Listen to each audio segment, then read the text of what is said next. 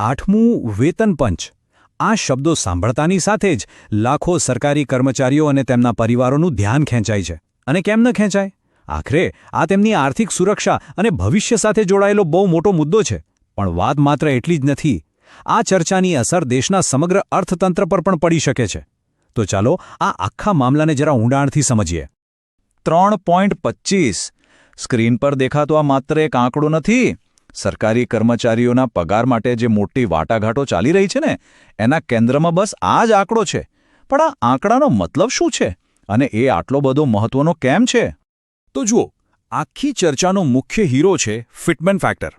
હવે એકદમ સાદી ભાષામાં કહીએ તો આ એક એવો ગુણાંક છે, એક મલ્ટીપ્લાયર, જેના આધારે નક્કી થાય છે કે કોઈપણ કર્મચારીનો નવો બેઝિક પગાર કેટલો વધશે. અને બસ એટલે જ આ 3.25નો આંકડો આટલો બધો ચર્ચામાં છે. પણ વાત અહીંયા જ પૂરી નથી થતી. ભલે 3.25નો પ્રસ્તાવ ચર્ચામાં હોય, પણ યુનિયનના પ્રતિનિધિ શ્રી મિશ્રાના કહેવા મુજબ હજુ સુધી કંઈ પણ ફાઇનલ નથી થયું. ટેબલ પર 2.86 જેવા બીજા આંકડા પણ છે, અને હજુ સુધી કોઈ એક વાત પર સહેમતિ નથી બની. મતલબ કે વાટાઘાટો અત્યારે એકદમ નાજુક તબક્કામાંથી પસાર થઈ રહી છે. તો હવે આવીએ આખી વાતના સૌથી રસપ્રદ ભાગ પર. વેતન પંચે એક પ્રશ્નાવલી બહાર પાડી છે, અને એમાં 3 એવા મુખ્ય સવાલો છે જે સરકારની ચિંતાઓ બતાવે છે અને આખી ચર્ચાને એક નવી જ દિશા આપે છે. તો આ રહ્યા એ 3 મોટા પડકારો. પહેલો, અર્થતંત્ર પર શું અસર થશે? બીજો, શું સરકારી નોકરીની સરખામણી પ્રાઇવેટ સેક્ટર સાથે થઈ શકે? અને ત્રીજો, શું બંને સેક્ટરના પગાર એકસરખા હોવા જોઈએ? આ 3 સવાલો જ આખી ચર્ચાનો પાયો છે, અને એના જવાબમાં જ યુનિયન પોતાની દલીલો રજૂ કરી રહ્યું છે. ચાલો આમાંથી પહેલા મુદ્દાને પકડીએ. અર્થતંત્ર પર અસર.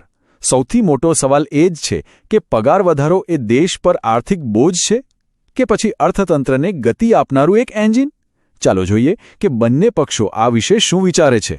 જો અહીંયા 2 વિચારધારા એકદમ સામસામે છે. એક તરફ પંચને ચિંતા છે કે પગાર વધારવાથી સરકારી તિજોરી પર મોટો બોજ આવશે, તો બીજી તરફ યુનિયનનું માનવું છે કે આનાથી તો અર્થતંત્રને ફાયદો થશે, એક નવું પ્રોત્સાહન મળશે.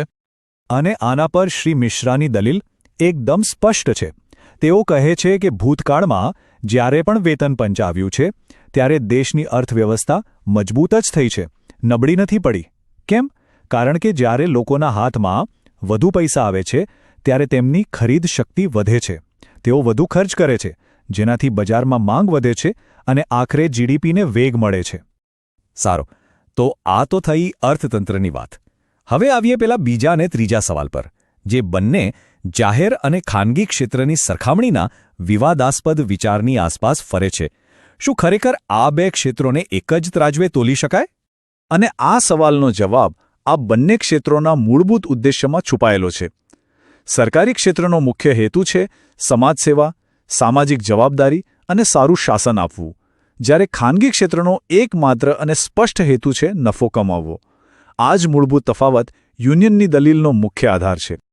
આથી શ્રી મિશ્રા અને યુનિયનનું વલણ એકદમ મક્કમ છે.